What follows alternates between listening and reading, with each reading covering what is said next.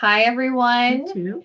Welcome to this edition of the Caregiver Toolkit webinar. We'll be talking about stroke, vascular dementia, and the relationship with Alzheimer's disease today. I'm Karen Gilbert, Vice President of Education and Quality Assurance for Alzheimer's Community Care. Been with the organization 13 years and very proud to be associated with our really very innovative model of care that helps the caregiver and their loved one that is struggling with Alzheimer's or one of the related disorders. So those that we take care of in our specialized day centers are already well into middle stage disease. There is no drug. There's nothing for them medically.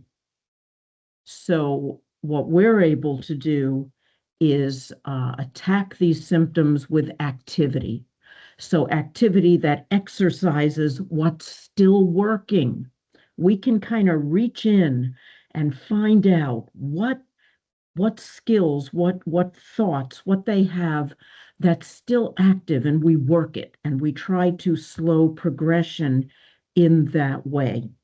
At the same time, though, we want people to know what we now know about how we can protect brain health proactively. And in addition to that, the strategies that we share also help someone in early stage disease without drugs. In fact, a recent study compared two groups. One group that was given lifestyle strategies only, diet, exercise, correcting hearing loss, and so on. We'll go into those. And the other group was getting either Leqembi or Kisunla, one of those fairly recently approved monoclonal antibodies. And after a certain amount of time, and I think it was 6 months, the cognition was compared again between the two groups. And guess who improved more? The lifestyle group, not the drug group. And the whole essence of this article was, while certainly it's great to see something get approved for use, they really have little to no positive effect. And so focus on lifestyle is becoming more and more important and recognized as being therapeutic. So what we wanted to talk about here is why is it that the lifestyle strategies work?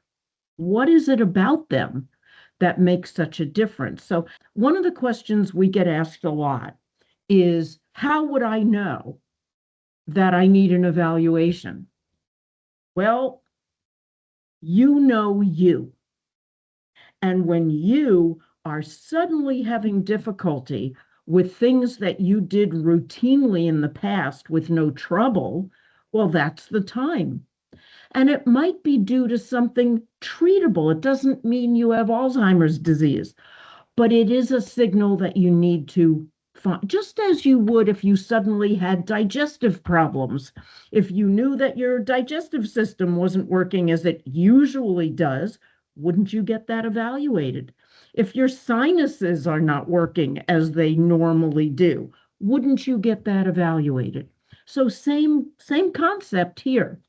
If you get lost driving to a formerly familiar location, well, that's a signal as well. Something is not right. Frequently losing your train of thought or having difficulty finishing sentences, when you know your baseline, you know what you are capable of, what you're good at, and how quickly and competently you can complete tasks. When that changes, that is the time to seek an evaluation.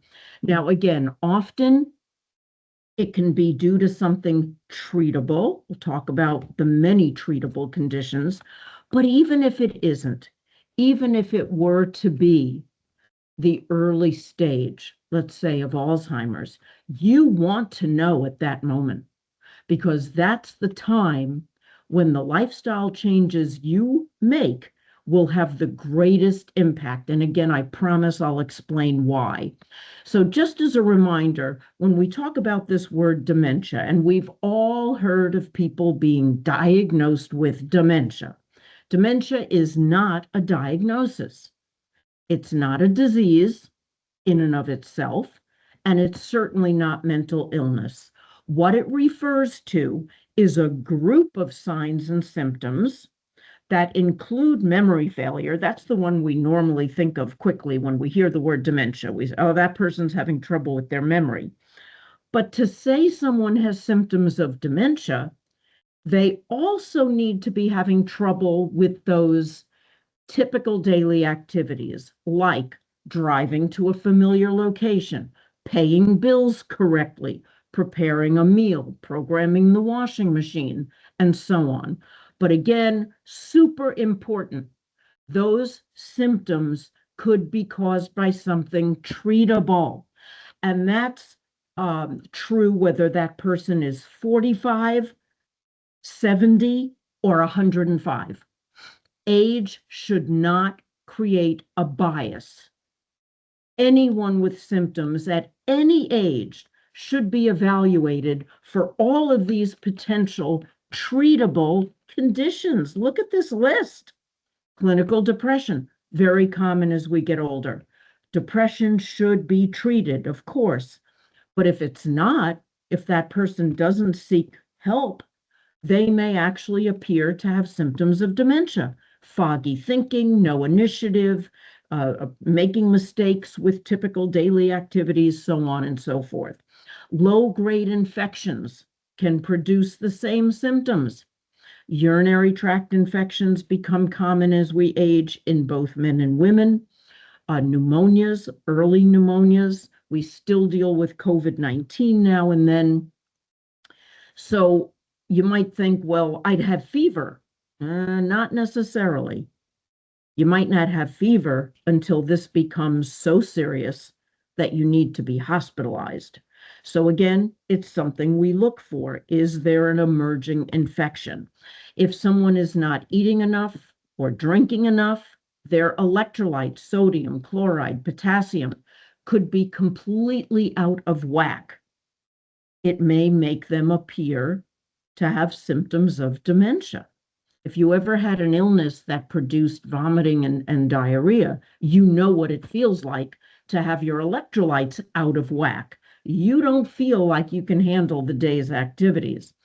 Underactive thyroid, also quite common as we age, both men and women. The only way to know is to get the blood work. If you go for your annual physical, do not assume that they're doing a thyroid panel. Ask for it. You might think, well, primary care should know this and it should be routine. It is not. Ask for it. Vitamin deficiencies, particularly B12 and D3, how are you going to know? Blood work, same thing. Now that we know so much about how those vitamin levels impact the brain, you would think those tests would be ordered every year. Do not assume. Many primary care providers do not know this. Every year when I go, I have to ask for it. And they always say to me, well, that might not be covered.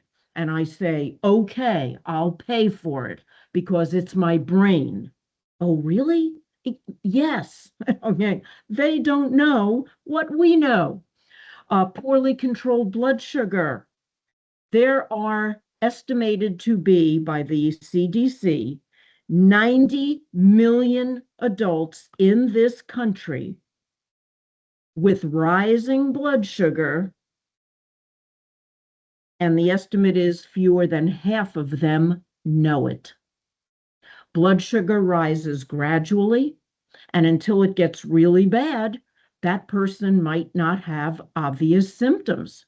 So, of course, fasting blood sugar should be done every year.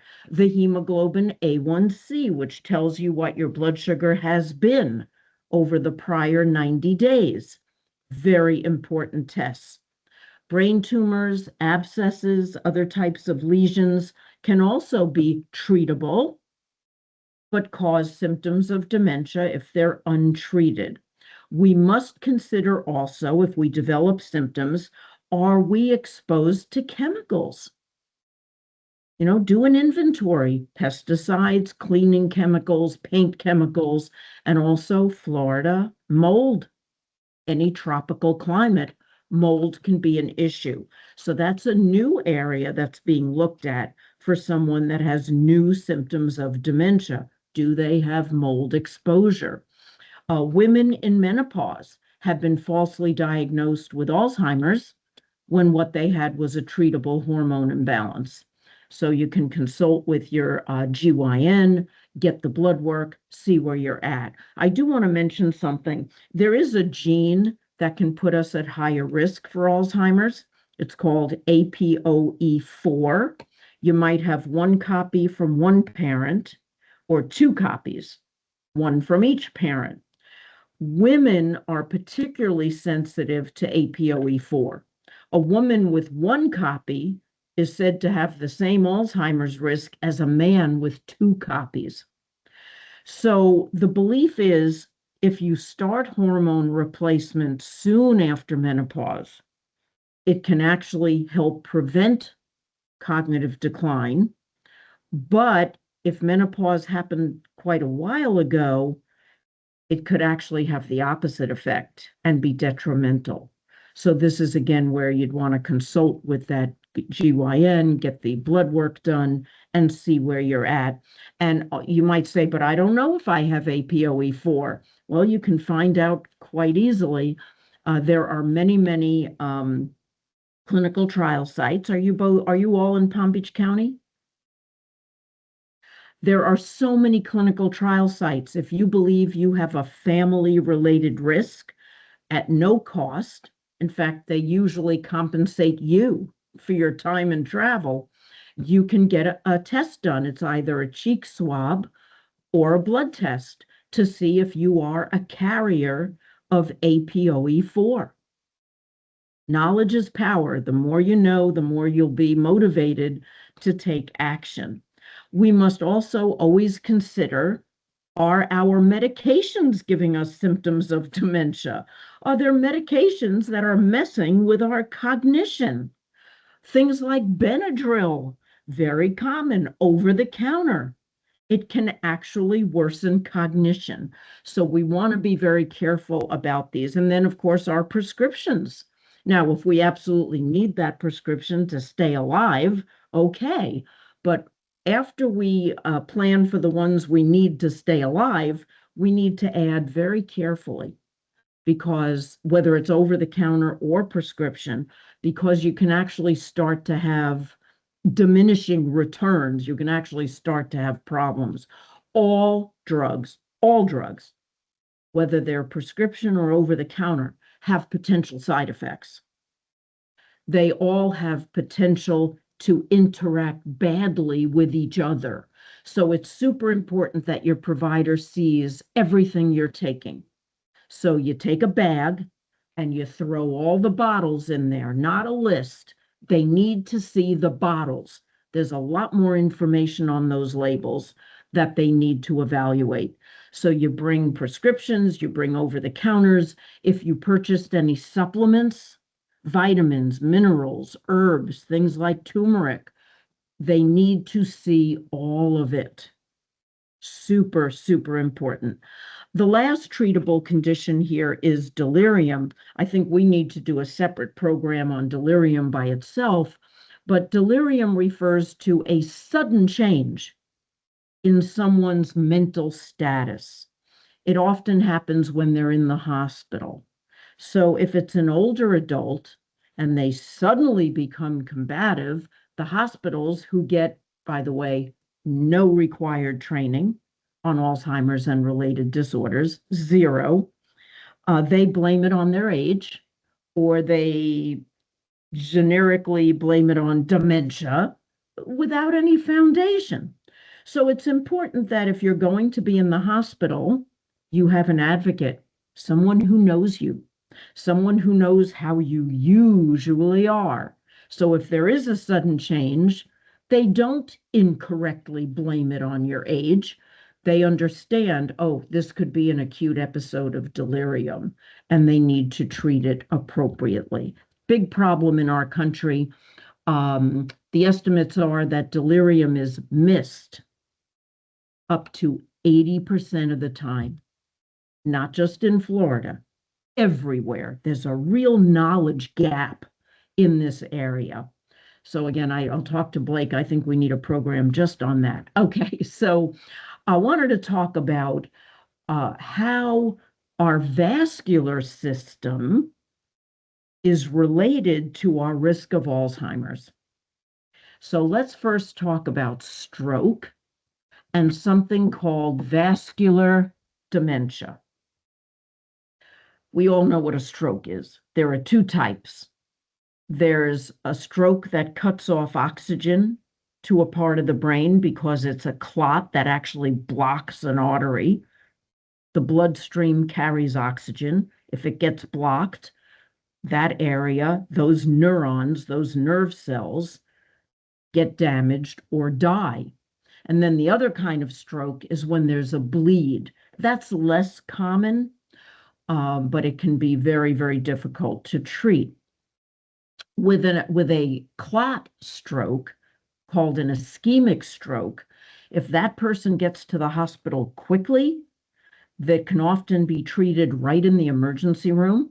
They actually have a clot busting drug, and they may recover with no residual weakness on the opposite side of the body, which is great news. So we do have designated stroke centers, and an ambulance may actually bypass other hospitals to get that person to a stroke center. Very important. So as you see here with our scarecrow, I shamelessly steal from the Wizard of Oz, stroke and vascular dementia have a bidirectional relationship.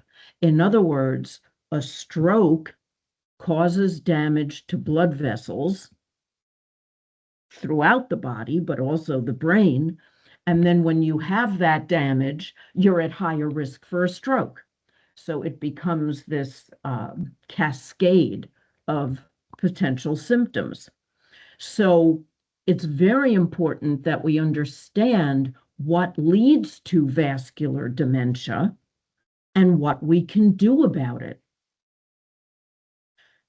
Vascular dementia presents a substantial risk for developing Alzheimer's disease. In fact, now the experts are debating which came first. Is it the vascular dementia that triggers the Alzheimer's process, or is it the other way around? And the belief is it's the vascular dementia. It's the damage to our blood vessels that sets up this inflammatory process, inflammation throughout the body, but also the brain. The brain responds to this inflammation by initiating the Alzheimer's process, which is the accumulation of amyloid protein into plaques, clumps, and the destruction really of tau protein, the breakdown of tau. So again, Alzheimer's disease has two pathologies to it: amyloid plaques and tau tangles.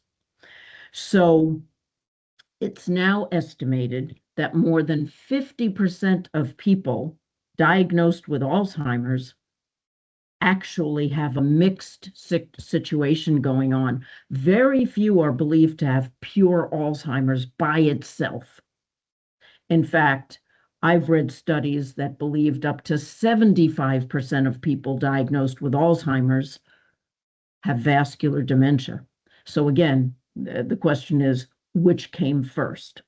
So we certainly know that a good plan is to try to prevent vascular disease, vascular compromise. So the common denominator for all of these, for stroke, for blood vessel disease and vascular dementia, and ultimately for Alzheimer's, is inflammation. Inflammation is the foundation for all the disorders you see on this chart. So it includes autoimmune disorders like irritable bowel, Crohn's, lupus, rheumatoid arthritis, and so on, cancer, of course, heart disease, and diabetes and high blood pressure. And again, diabetes and high blood sugar in the bloodstream and high blood pressure cause inflammation inside of your blood vessels. And so once they're inflamed, they are diseased. And remember, it's all of your blood vessels. It's not limited to one part of the body. And so when that inflammation affects the blood vessels in the brain, we have vascular dementia. Now, inflammation is a good thing short term. Inflammation helps you heal from an injury. It helps you get over a viral or bacterial illness. But short term, it's the long-term inflammation that's doing the damage. So what causes inflammation? Because if we know what causes it, we can intervene, right? So certainly diet is a huge part of this. And we often eat foods that are immediately, not years later or months later or weeks later, they are causing inflammation right as you start to digest them. So within an hour or two. So that includes all fried food, all red meat and processed meats, things like margarine. We can't even pronounce half of the ingredients on a margarine label, right? So when a label has things you can't pronounce, be concerned. Be very concerned. Alcohol, inflammatory. Alcohol is toxic to brain cells, particularly. A recent Harvard Medical School article was titled, "There is no safe amount of alcohol for brain health." And many other published articles have followed with that same theme. Saturated fats, trans fats, sugar, baked goods, pastries, and the like, white flour, and all kinds of sodas and sports drinks. They are all highly inflammatory. So you might think, well, I drink diet soda. That's even worse. So because of all the chemicals. So instead, the only safe soda is club soda, and maybe club soda that's flavored with a tincture of black cherry or orange or lemon or lime. That's fine. It has no sugar. It has no sodium. It has no artificial sugar. All it has is bubbles pumped into it. So those are safe to switch to. So largely, if I had to give a percentage to how much is diet responsible for inflammation in our bodies, I don't know actually, but I think it's more than 50%. So who decides what's on your plate for lunch today? You do. You don't need a physician. You don't need to wait for your annual physical. You decide starting with today. So if you go out for lunch, do you have a side of French fries or do you have a side salad? You choose, or a cup of fresh fruit. These are the small, and by the way, when you eat anti-inflammatory foods, like fresh fruits and vegetables, the anti-inflammatory benefit also starts as soon as you start digesting it. So it's not like you have to wait months. This can be an immediate turnaround. Now, if we have excess weight, particularly around the middle, that excess weight is in the form of what's called visceral fat. That is fat that accumulates around your abdominal organs. That fat actually gives off hormones, and those hormones cause inflammation. So we want to make sure, and I'll tell you ways to assess whether you might have too much around the middle in a little bit. Again, you don't need a physician for it. I can tell you how to do it yourself. So we will do that in a few minutes. Poor sleep, absolutely. You need good restorative sleep, or your body is going to react with more inflammation. So sleep hygiene is real important. The room has to be cold, dark, go to bed the same time every night as best you can, get up at the same time 7 days a week. That schedule is very helpful to put you into that habit of getting good restorative sleep. Of course, don't smoke. Don't be exposed to secondhand smoke. It's inflammatory. Chronic stress. Again, a stress reaction can be helpful, short term, like if you're in danger, all right? But sustained stress pumps out cortisol, a hormone from the adrenal glands. And guess what it does?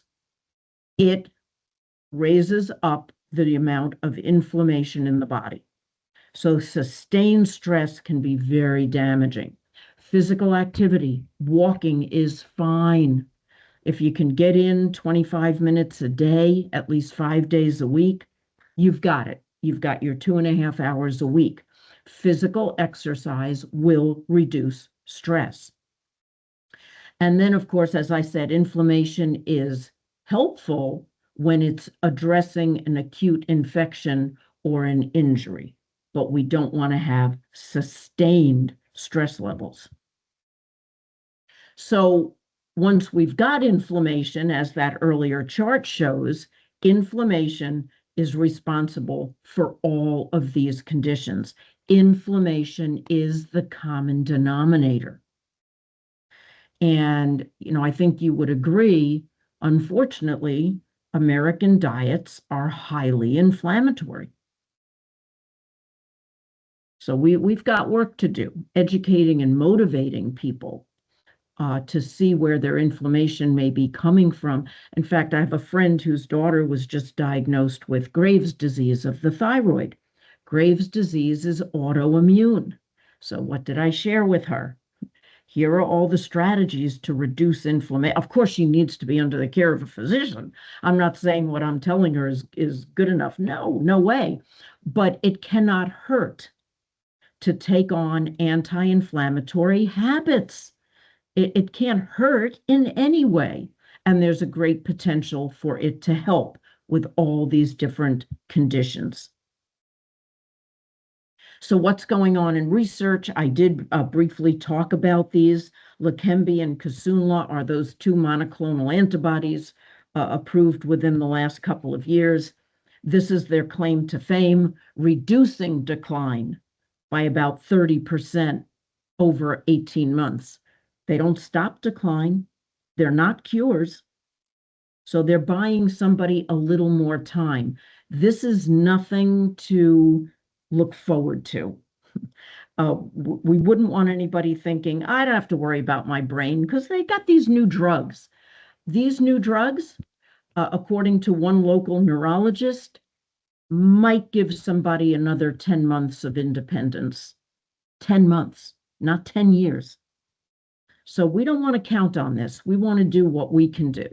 So now, where research for decades was focused on getting those amyloid plaques out of the brain, research is now pivoting to targeting inflammation.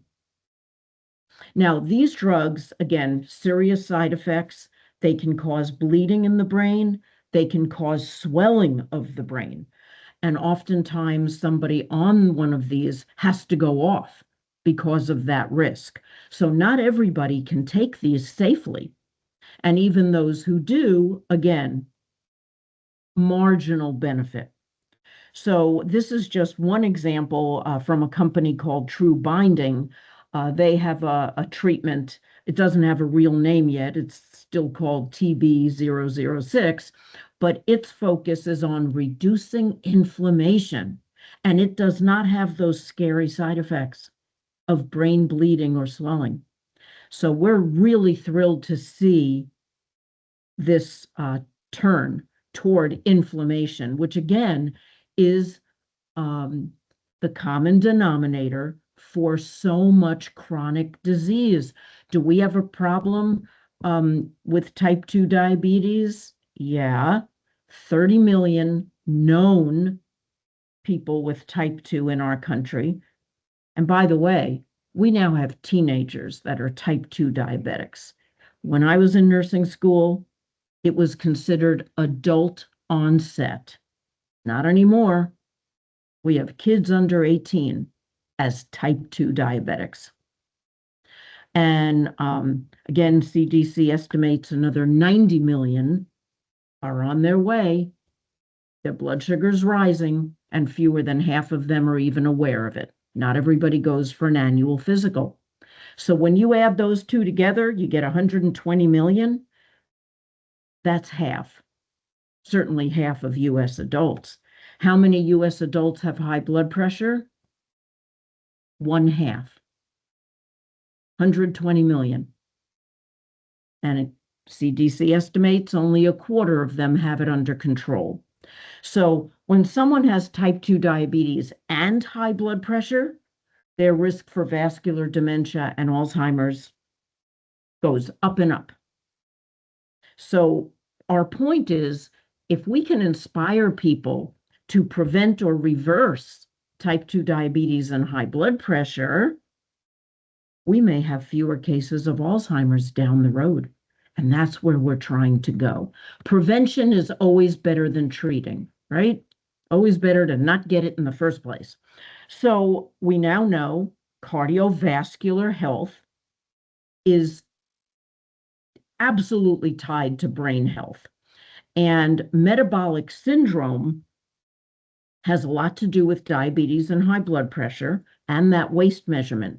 So if someone has 3 or more of these things going on, a waist measurement more than 35 for women, more than 40 for men, how would you know? You have a measuring tape? That's all you need. You don't need to wait to go to your doctor. Take out a measuring tape, measure your waist. Does your waist put you at risk for that visceral fat that we're talking about? 3 or more of these: high blood pressure, high fasting blood sugar, high triglycerides, and not enough of that good cholesterol, the high density, the HDL lipoproteins. How do you get more HDL? Exercise. So that walking would also raise your HDL. So metabolic syndrome contributes. Everything's wrapped up together, as I think you're getting a sense. Metabolic syndrome, if they're not already diabetic, it's putting them at risk for diabetes, heart disease, ischemic stroke, vascular dementia, and Alzheimer's. My point is, everything is connected. So when you act to do better in any of these, guess what? You do better in all of them. So that's also good news. So is metabolic syndrome a problem in this country? Well, I've already told you type 2 diabetes and high blood pressure are.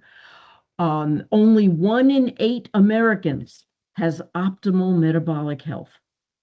We are a wealthy country, and we are rock bottom when compared to 11 other wealthy countries in the health of our citizens. More than 1 in 3 Americans have metabolic syndrome. So you can see how it affects the age groups here. 1 in 3 between the ages of 20 and 39. So do we think there's a real risk there for an explosion of Alzheimer's? Yes, absolutely.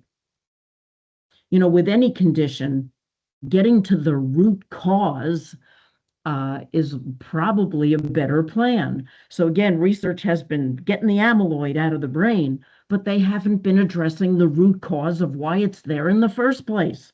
So now again, shifting to inflammation, we're getting there, which is really very exciting. Here are my statistics that I gave you about the type 2 diabetes. Now, the point I want to make here, 1 in 3, you've heard the term prediabetes, right? Prediabetes is diabetes. You're either diabetic or you're not. So people who say, well, I'm just pre-diabetic, it's okay. No, it's not. In the pre-diabetic period, your blood sugar is higher than normal, and high sugar in your blood vessels inflames them and causes them to become diseased. Now, it's not just us saying this. Dr. Richard Isaacson is an internationally known researcher. He is based in Boca Raton, by the way. He does a monthly webinar that anybody can join. You can Google retrain your brain, or is his retain your brain? You can just Google Dr. Richard Isaacson, you'll get to it, and anybody can log on to view those. His whole practice is on prevention of Alzheimer's. What did he say in a recent webinar about prediabetes? He said prediabetes is diabetes. So a physician were to say to you, don't worry, you're just pre-diabetic, you say, no, no, no, I am worried and I want help to reverse it. Sometimes we just have to be our own best advocates. So here's a quick quiz. What should be the maximum number of milligrams of sodium you have in a given day? What do you think? Anybody want to throw out a number?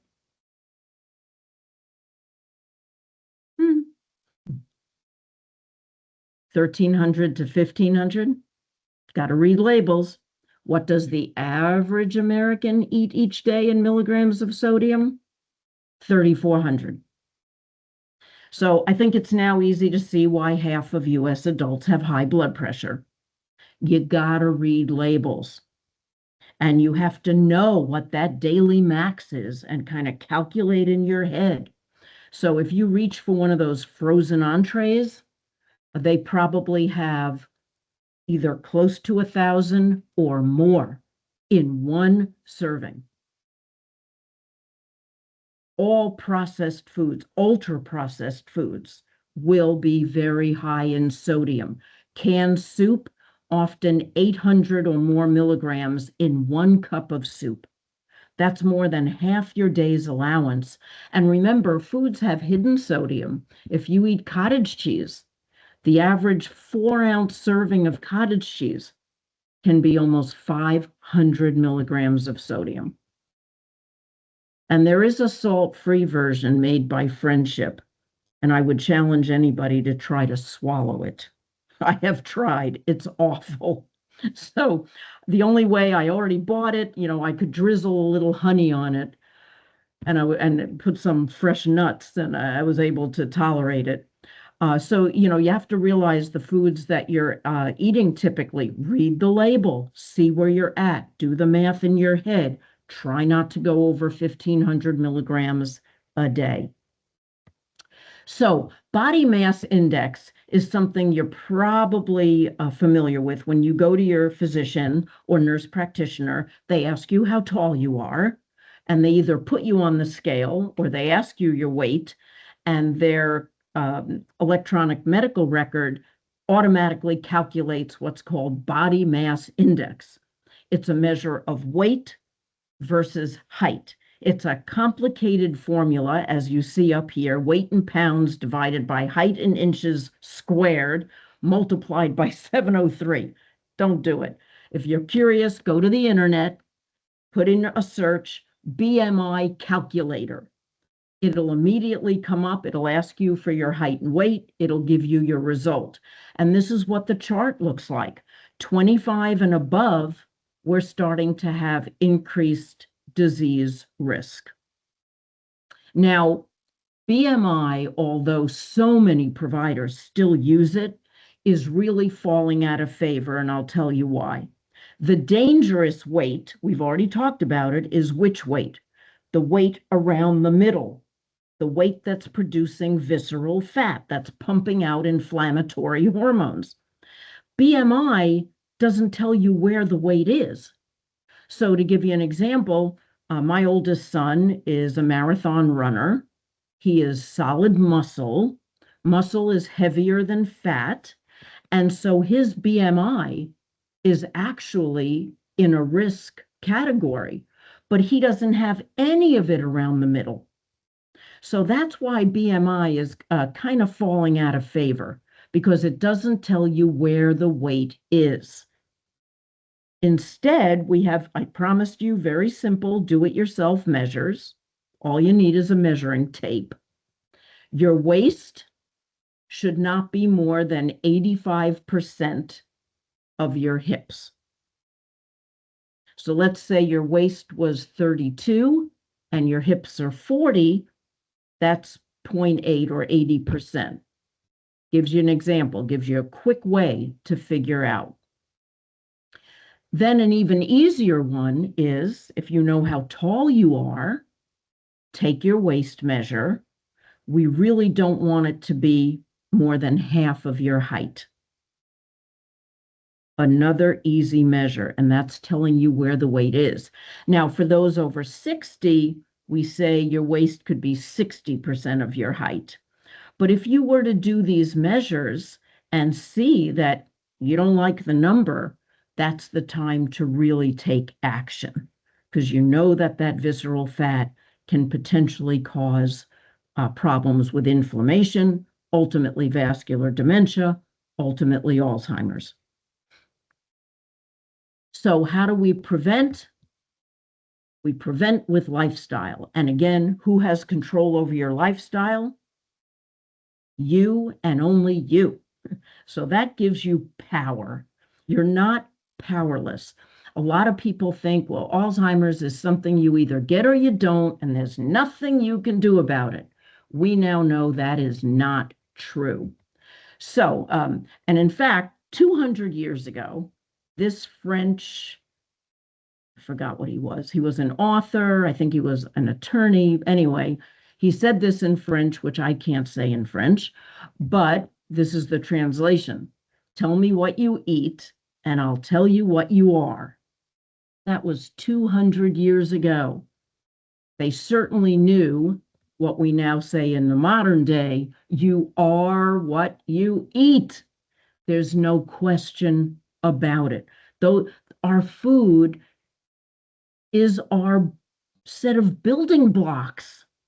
And sometimes I think we show more concern about what we feed the cat or the dog and our plants than we are thinking about what we're feeding ourselves. So it's time to really focus. Now, this is a chart of all of the lifestyle choices that are believed to protect your brain. We can email you a more detailed chart that gives websites and some more explanation for each of these. So if you put your email address in the chat, or I guess we have it from when you registered, we will send you that. So we've already talked about smoking. Now, anything you do for yourself is called primary prevention. Putting on a seatbelt in your car, that's primary prevention. Not smoking, primary prevention. Secondary prevention are things like your mammogram, your pap test, your colonoscopy, chest x-ray. These are the screening tools that can identify something when it's early in its most treatable time and its most treatable form, right? Smoking, why is it bad? It's inflammatory. It's inflammatory to the blood vessels, inflammatory to the lungs, leads to heart disease, vascular disease, and so on. I'm going to go left to right. We've already talked about alcohol. We've talked about sleep. In deep and dream states of sleep, the belief is your brain actually cleans out junk that had accumulated during the day. So you want to make sure you're getting enough of that restorative sleep. An hour and a half to 2 hours a night should be in those deep states. And we tend to go back and forth from deep states to lighter states. That's normal. But overall, you want to have that 1.5 to 2 hours in deep states. Diets, any of these. The DASH diet is actually specific for people with high blood pressure. And the mind diet is a cross between Mediterranean and DASH. So again, we can send you the chart. You can research any of these online, and they tell you which foods to emphasize and which to eliminate or certainly limit. You know, we say red meat once or twice a month. It's inflammatory. If you can avoid it altogether, of course, better. Now, many people adopting these lifestyle choices can prevent type 2 diabetes, prevent high blood pressure, or with an early diagnosis, can reverse them. I have seen people lose 10, maybe 15 pounds, blood sugars back to normal, blood pressure back to normal. That's always better. Yes, you can take drugs that'll bring your numbers down, but they don't always fix the process in the background, the inflammatory process that's doing damage to the blood vessels. So better to prevent or reverse. We've talked about B12 and D3. You got to know your levels. If you have long-term deficiency of either or both, you're at risk for Alzheimer's. So people say to me, well, I could just buy those at the drugstore. Yes, you can, but you shouldn't. You should get the blood work done first. Make sure you need it. And depending on how low your levels are, that will determine the recommendation for how much to take. You don't want to take more than you need. You don't want to take less than you need. So, you know, my phrase is that I beat to death, measure it to manage it. Same thing with hormones and menopause. You got to do the blood work. You must measure to manage. And then you remeasure periodically to make sure your needs haven't changed. We talked about physical activity. Continuing to learn new things makes your brain work. Anything that makes your brain work will work to keep it healthier. We've talked about stress, social activity, very important, because when you meet with others, you're learning new things, you're sharing ideas, you're coming up with ideas, you're making the brain work. Of course, protecting your head in any situation. We don't want to add head trauma to the problem as well. Head trauma will damage some blood vessels and can put you at risk. Using your non-dominant hand, and for me, that's my left hand, makes the other side of my brain work. It's very, very good for you. So try it. Try doing today's crossword puzzle with your left hand. Initially, it'll be very frustrating, but if you keep at it, you'll get better with your writing. And that proves to you that your brain made new connections. That's called plasticity. It won't happen on its own. It happens when you force the brain to do things it doesn't yet know how to do. It will make connections for you regardless of your age if you exercise it. So, you know, if you want your arm muscles to get stronger, you go to the gym and you lift weights. But if you want your brain to get stronger, you have to think of the cognitive ways that you will make it do new things. We now know dental health is tied to brain health. If there's bacteria buildup in the oral cavity, the brain reacts with inflammation, which puts us at risk for the Alzheimer's process. So you want to make sure you're getting those cleanings at least twice a year and flossing every day. Untreated vision loss and or hearing loss puts you at risk for Alzheimer's. Why? The brain works harder to see or hear, and that's actually robbing function from other parts of the brain and can lead to deterioration. So make sure you get a vision exam every year. Get a hearing test. If you've never had one, now is the time to get a baseline. And there are many providers that give that test at no cost. One is Audiology with a Heart. They are a not-for-profit in West Palm Beach, Audiology with a Heart. Whether or not you have insurance, they do it at no cost. So very, very important and often overlooked. Untreated hearing loss is now considered to be a major risk factor for Alzheimer's. Meditating, taking a yoga class, meditate just a minute or two of closing your eyes without any noise around you, lowering the lights. It recharges the brain. It's healthy for the brain. And then, of course, having purpose, having that reason that you get up in the morning, having a goal to achieve is very important as well. So we get very concerned about those who are retiring from a career. Have they thought about what they will do next? Know your skills, know your interests, find that niche. In fact, we are now brainstorming something we may call Find Your Second Act and talk about matching people with these purposeful activities. One dream I have is to create an army of people who will learn what you're learning today and then go out and share it in your communities, at your churches, at your bowling league. Whoever will listen needs this information. So we want to propel a literal army of people to get out and inspire these preventive strategies. Then, of course, again, mold is an issue, and never, ever, ever skip that annual physical. Now, I want to wrap up with how do we know the lifestyle strategies work? Well, there was a major study, it's still going on, called the Finger Study. It originated in Finland. Now, a whole bunch of European countries have jumped on. Why? Because the people improved. They got better. Lifestyle strategies started as a 2-year trial with over 1,200 people in that risk group, and they were given the dietary guidance, the exercise, cognitive work, and socialization.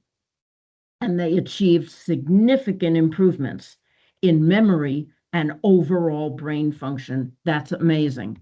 It took us a while here in the US to jump on board with a similar study, and it's called US Pointer. And that's what Pointer stands for. Apparently, it doesn't make any sense to me, but Pointer, protect brain health through lifestyle intervention to reduce risk. Same kind of thing, an initial 2-year study with over 2,000 people, and they were divided into two groups. One group was very strict with those lifestyle strategies.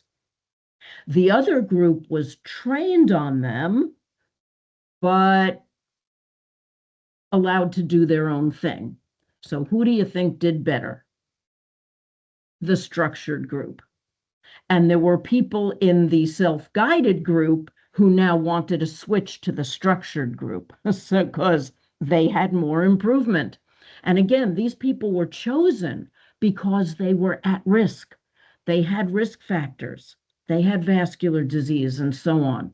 So this is very exciting because you don't need to wait for a drug to be approved. These are things you can start to do now. Now, with your lunch, with your dinner, taking a walk in between. Now, I finish up with this is David. Okay.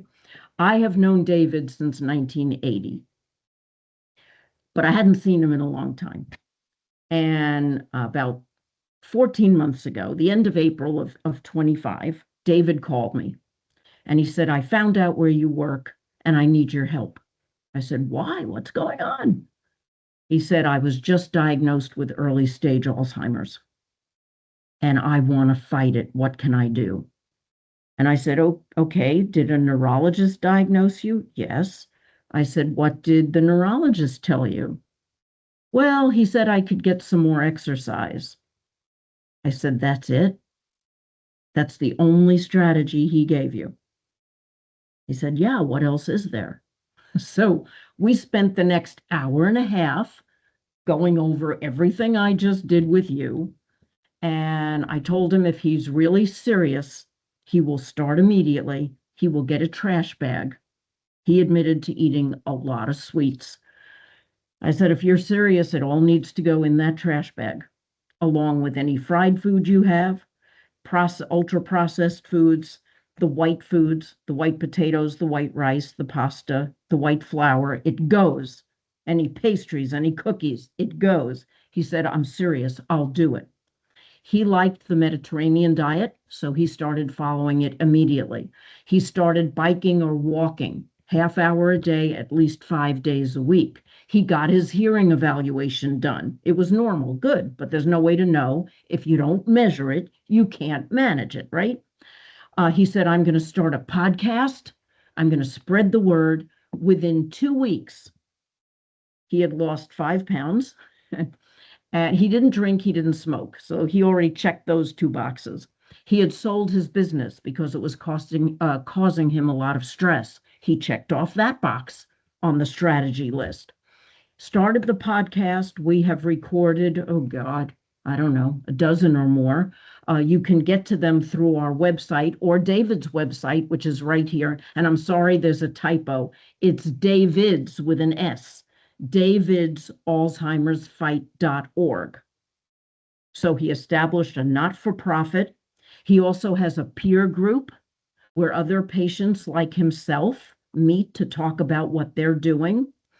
In those 2 weeks where he initially lost the 5 pounds, he said, I'm already doing better.